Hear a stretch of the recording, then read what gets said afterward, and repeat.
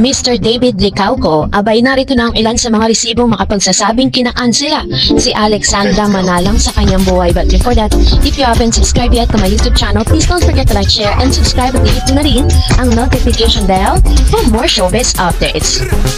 Bago tayo first magpatuloy sa ating updates for today's video, nais kong pasalamatan kayo for always watching and trusting this channel. Thank you so much sa inyong laging panonood at palagi ang pagsubaybay sa mga updates po natin. Maraming salamat po.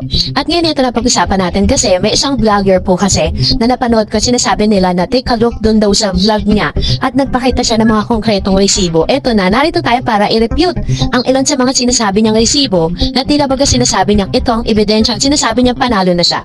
No? So may mga inilabas siya dito mga photos na nakuha niya sa so-called lola di umano ni Alexandra Manalang. So ito na, dito tayo nagsimula sa ating pong research. Ang tinatawag na lola ay si Lulu Estan or Lulu Santiago Tan. Sinasabi na itong vlogger na to na nakafollow daw si David sa lola ni Alexandra Manalang. So hinahanap po natin. Hinahanap natin kung nakafollow din si Miss Lulu. Yun din kasi ang sinasabi niya. So nakalagay dito na no user spawn na David Licauco. Hinanap din natin na kung pinafollow niya netong si Lulu Estan na sinasabing lola ni Alexandra Manalang. Kung pinafollow niya, wala din ang pangalan ni Alexandra.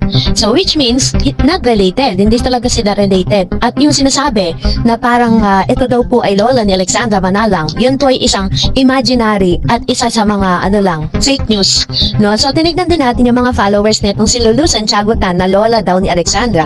Kung nakafollow sa kanya si David, na isa rin sa mga sinasabi nilang ebidensya na nakafollow daw, pero wala rin tayong nakita.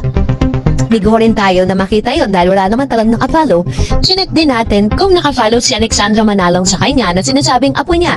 Kung totoong apo niya yan, nakafollow yan, pero wala din. So which means, itong si Lulu Santiago Tan na isa lamang pong gawa-gawa. Ito po ay made ng isang para lang talagang magpatunay or patunayan na talagang may lola nga na at sinasabing ito raw ang pinaka-living na parang saksi dun sa pagmamahalan at pag-iibigan ni David Licauco at nung Alexandra Manalang. So upon checking, tingnan po natin yung kanya mga post. May mga photos po siya dyan na sinasabing yun daw yung matinding ebidensya na nasa isang lugar lang daw. Kasi daw si Lulu Santiago Tan ay nakatira dito daw sa Siargao. Ngayon, nakita ko po dito sa isang post niya na binati niya yung kanyang kuya. Happy 80th birthday, Kuya Ernesto Santiago. So naghanap po tayo ng means para malaman natin kung saan nakatira si Ernesto. It was, nakatira po siya sa Zamboanga City, which happens na isa rin sa mga tinitira ni Lulu Santiago Tan. Hinanap natin kung ang Siargao ba na sinasabi nilang dito daw nakatira ang lola ni Alexandra Manalang, kaya daw dito nagbabakasyon, is parte ng Siargao. So base po sa ating research, hindi po siya parte ng Siargao dahil lang ang Siargao po ay sabi dyan ng AI overview, no, Siargao Island is not part of Zamboanga City. Siargao is a teardrop-shaped island located in the province of Surigao del Norte. So, sinerch din natin po si David Licauco para talagang makakita tayo ng ebidensya na kung talagang pinafollow niya yung lola, di umano nito si Alexandra. Pero wala tayong nakita, pinafollow ni David. Nilabas din po ng vlogger na ito raw yung pinakamalaking ebidensya kasi nakahikaw. So, same daw sa hikaw na nakitang kausap ni Mr. David Licauco sa Siargao. Which is, kung tutuusin, parang hindi natin pwedeng sabihin na ito po ay same people, no? At ito yung larawan na inilalabas nila na itsura ni Miss Alexandra Manalang. Meron pa siyang nilalabas sa mga photos kung saan sinasabing yung ilaw na background dun po sa isang parang bar dun po sa probinsya na yun na hindi natin alam kung kaninong photos nila kinuha yun. Same dun po sa mga background at ilaw na ipinost ni Mr. Ortega, J. Ortega na kasama din nitong si Mr. David Licauco. Which is kung tutuusin at kung bibigyan natin ng paliwanag yan, hindi naman po talaga imposible na ganun ang maging ilaw sa mga ganitong klase ng lugar. Kasi po, kailangan po sa lugar na yun hindi talagang total lights at magmukha siyang aesthetic kaya ginagamitan siya ng magagandang ilaw. No, kahit naman sa mga resort makakita ka ng ganun. Pero yun po yung basehan nila eh.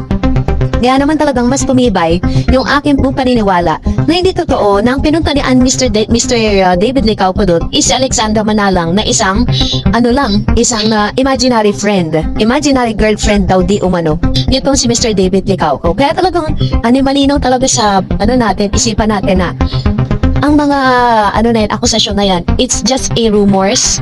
Yan po ay hearsay lang at sabi-sabi. Kaya wala silang basihan. Ay nako. So magbasa na lang tayo ng mga komento ninyo sa comment section. Unahin natin si Miss Romalia, but ESM Barda fans wish na lahat sana na lang sweet. Yon, sabi ni Miss Lidia, pag-isip-sip ka, drugs kasi oras na nakatikim yan, babalik pa din yan. Ayaw namin kay Jameson. Ayan, sabi ni Mr. Anthony, si Jack at Jameson na lang magtambal. Ayan, totoo, diba? Since sabi dati parang baklayan si Jack eh. Feeling ko magkiklik silang dalawa, diba? Dahil pinag-usapan naman na nila si Barbie Forteza. So, baka sila po talaga yung bagay, diba? So, nakaka-cringe lang na bakit kailangan mo i-fair si Miss Barbie Forteza kay Mr. Jameson Blake. Sabi ni Miss Romalia, yes, I'm Barda fans. Wish ng lahat, sana silang na lang forever. Silang kay JB na epal bakla naman. Matalino si Barbie.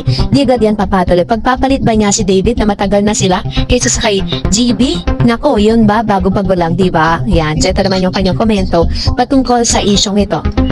Just true, diba? Pero syempre, tulad na lagi natin sinasabi, at the end of the day, it's Miss Barbie Forteza's call. Siya pa rin talaga magde-decide para sa sarili niya. Hindi pa rin tayo magde-decide kung sino talaga yung gusto niyang samahan. Pero kung tayo ang masusunod, mas gugustuhin natin na si David Licauco yung kanyang maging forever. Sabi ni Miss Anita Diaz, Barbie has a great advocacies and David as well. No one in their status have done so much for Save the Children Foundation.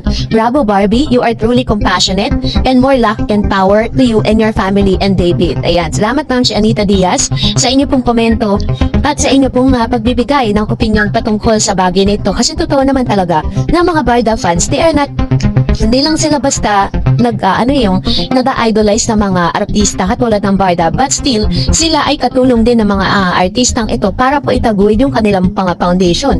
Sabi ni Miss Carmen de la Cruz, mga kabarda, supportahan po natin si Barbie sa movie nga Manood po tayo. Ayan, ito yung kanyang pakiusap sa lahat ng mga Barda fans.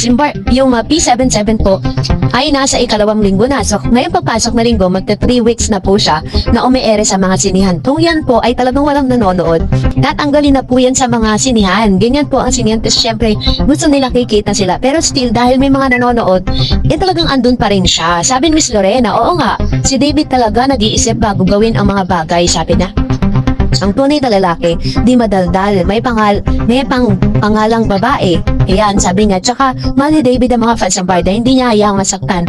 Damdamin ng mga fans ang Barda, nakaka-proud na bata, matalino at talaga na pag-isip, ginagamit ang isip Ginoo, alalayan mo si Binibini. Yan, ito yung kanyang komento patungkol dito, So, totoo naman, diba, that David Licauco is talagang masasabi mo na, hindi naman talaga siya very expressive na yung gusto ng ibang mga fan, nakapulupot kay Barbie Forteza, katulad ng ginawa ng isang aktor, diba? So anyways, maraming salamat po sa inyong panonood. And that's it for today. For more videos and updates, please don't forget to like and subscribe, and please don't forget to follow my Facebook page, Lar Eds TV. God bless everyone!